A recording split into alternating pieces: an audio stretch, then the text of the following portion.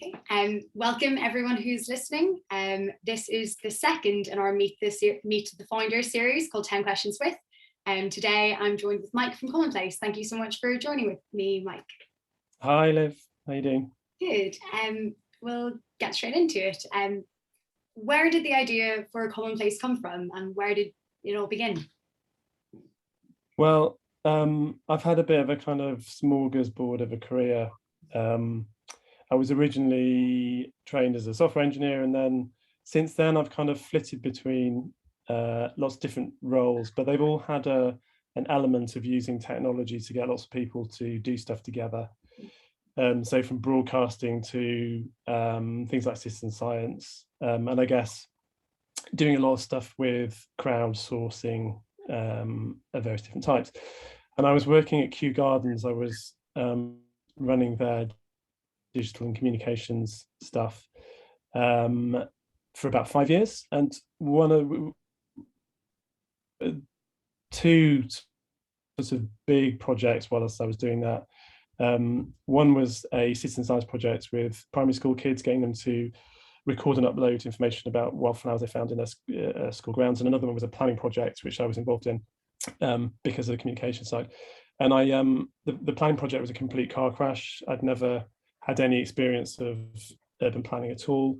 And in particular, there was a kind of thing about the community and about how the community interacted. And I had this kind of brainwave because we were using technology to crowdsource stuff for the citizen science project, that maybe we could apply the citizen science technology to the planning problem.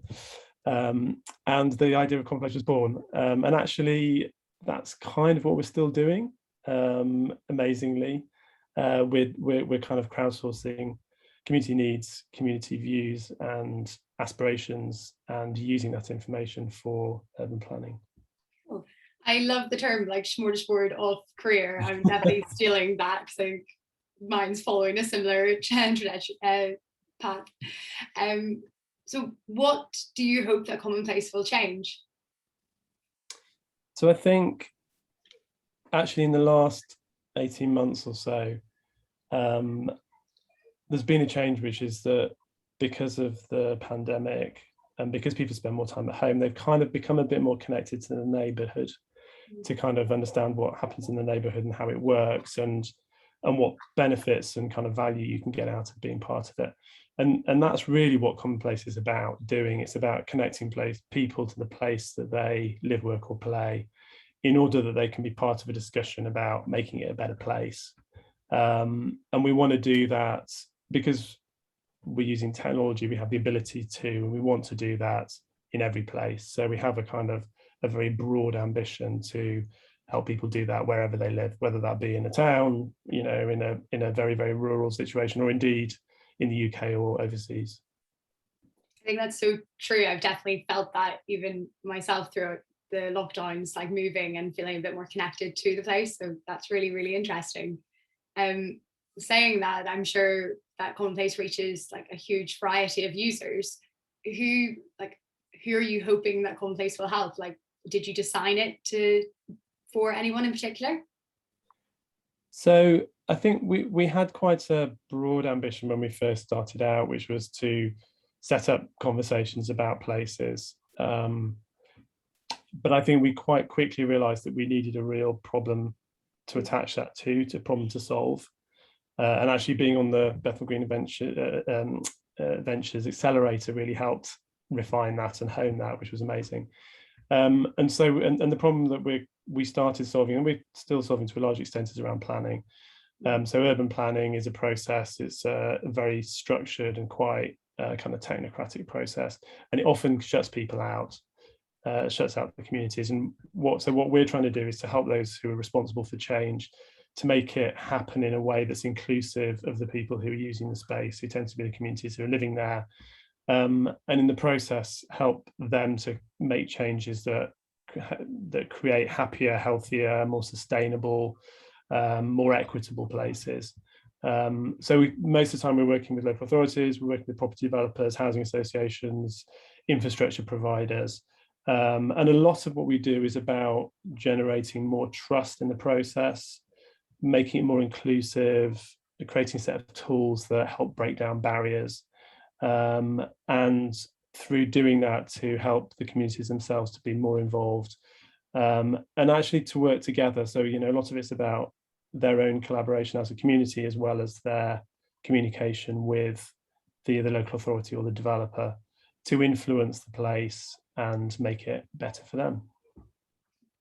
I think that answer's kind of touched on this, but is there anything else that, you know, what makes Commonplace different from anything else out there?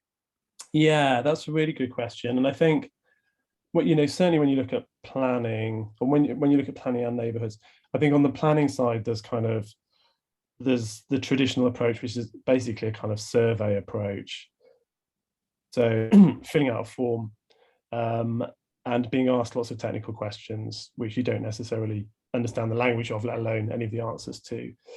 And, you know, there are companies that do kind of form-based, you know, surveys, which do that online. And then at the other end, there are companies like nextdoor.com, which is a local social media network. But the problem with that is that a lot of I mean, you know, I think there's lots of value being part of those networks, but a lot of the conversations are very transactional and litter.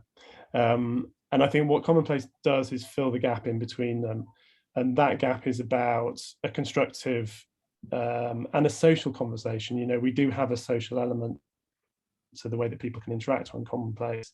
And this conversation that creates a collective understanding of the community need. So, and not only the needs, but how the community feels, and genuinely results in a collective voice that has an influence on the future of the place. Are there any success stories that you can share about the impact you've had so far? Yeah, so I think, I mean, you know, we've got hundreds of customers now, and each one of them use Commonplace in a very different way. Some of them are relatively small scale changes. Some of them are citywide programs that happen over a number of years. We've just won a couple of awards with Leeds City Council, one a planning award, planning-based award, and one award for sustainable transport. And that was all about the offer that we gave to Leeds around COVID specifically. So around some of the changes that they wanted to make in order to make the city better for COVID, but also better for the population post-COVID. So they have a very ambitious vision that Leeds should be a place where you don't need to own a car to live. So that one, we've seen great kind of short-term impact from that one. And then another interesting and really impactful story is around Waltham Forest, where we helped Waltham Forest Council on a series of engagements around what they called at the time their Mini Holland programme, which was transforming the borough to be more walking, cycling friendly. And we were involved in that programme for 3 or 4 years, right from the early stage conversations through to the thing being delivered and kind of evaluated. And I think we helped the borough to do a much broader engagement, a much deeper set of questions, and for a longer period of time. And I think that helped them to be able to deliver the project quicker than they perhaps otherwise would have been able to do. And the outcome has been, you know, exceptional and quite extraordinary. The biggest kind of outcome of the project is that the air quality in Waltham Forest has improved dramatically as a result, because it's gone from a borough that was very traffic laden to a borough which was, you know, has many more people walking, cycling. And the council had a study done by a university which showed that the improvement in air quality just from that programme was going to result in 42,000 additional years of human life in the borough.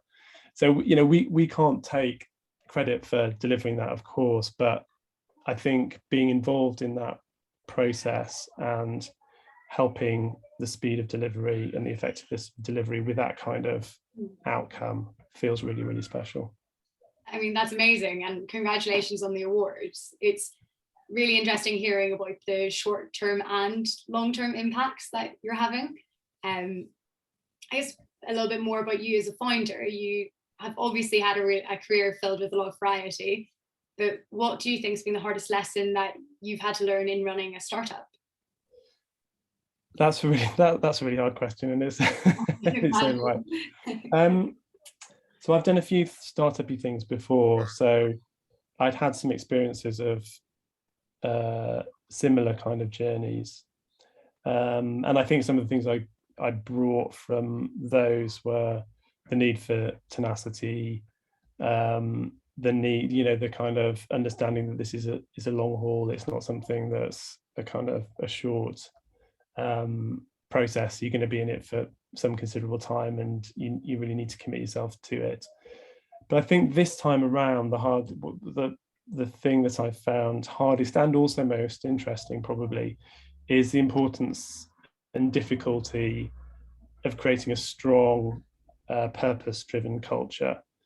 I think it's something that you have to work at every day, and you can't set it from the center or from the top or whatever. It has to be something that everybody in the company owns. And as you're growing and taking on more people, you have to think about how they're motivated, how you can lead them effectively, and what leadership actually means, how things change as you expand. And doing all of that, we've expanded considerably over the last 18 months, and doing all of that remotely is a whole nother dimension of culture and change that's really, really difficult, but also is really, really, really interesting. I started remotely as well, so I've been through the remote onboarding process. So my heart goes out to you, trying to make sure everyone is purpose driven as well. This is a question I'm always really interested in, because at BGV we have, we hear a lot of people from idea stage and many solo founders, and they want to find teams and co-founders.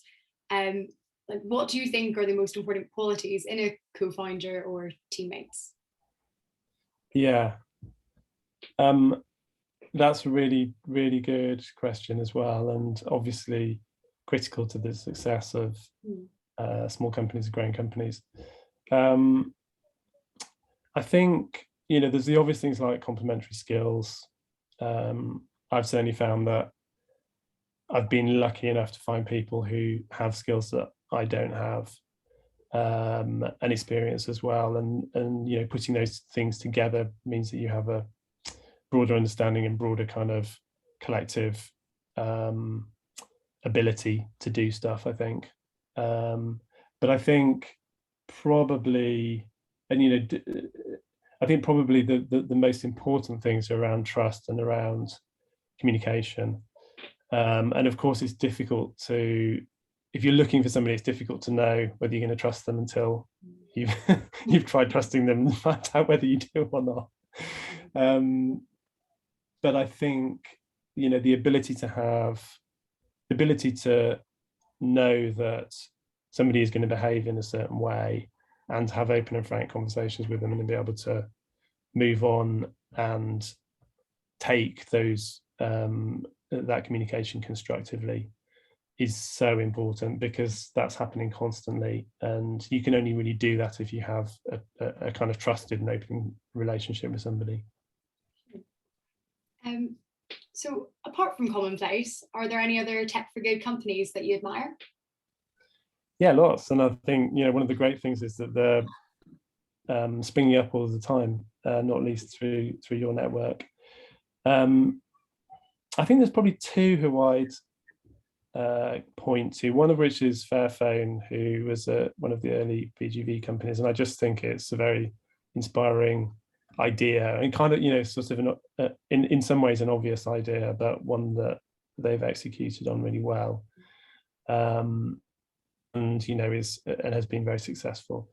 And the other one is one that was to some extent an inspiration for Commonplace, which is a company called Ushahidi, who do crowdsourced mapping that was originally designed for monitoring crises and human rights issues. So I think it originally grew out of the Haiti earthquake sort of 10 or 15 years ago, and has been used in all sorts of different scenarios since then, including kind of outbreaks of violence in Kenya, for example, right through to sort of monitoring food banks in Albuquerque. So it's a really inspiring tool, but it uses an approach to crowdsourcing on maps, which is one of the things that we have taken and used in a completely different setting on Commonplace. See, that's such a good question, because then I just hear about all the amazing tech companies that I hadn't heard of before that I can now go Google. If anyone wanted to find out more about community engagement and why it's so important, where would you signpost them?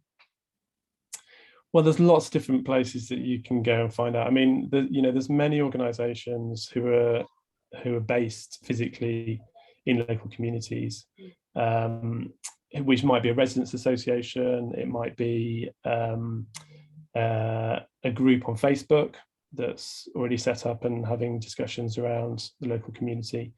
But there's, increasingly a number of different types of online conversation that are happening.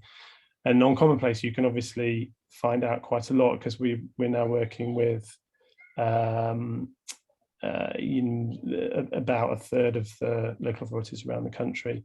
And if you go onto the Commonplace website, you can search up the areas that we already cover, and you can suggest other areas as well. So I think what's great about community engagement is that there's a kind of offline and an online opportunity, and one of the things we're particularly interested in is joining those up. So you have the stuff you can do online and stuff you can do face to face, working together. Amazing, thank you. And lastly, what's next for you in Commonplace, and how can people help? So we're continuing with our growth and mission in the UK, which is that we would like to be in a position to be able to offer a Commonplace to everybody everywhere in the UK. We're doing that mainly at the moment through working with local councils and working with housing providers. And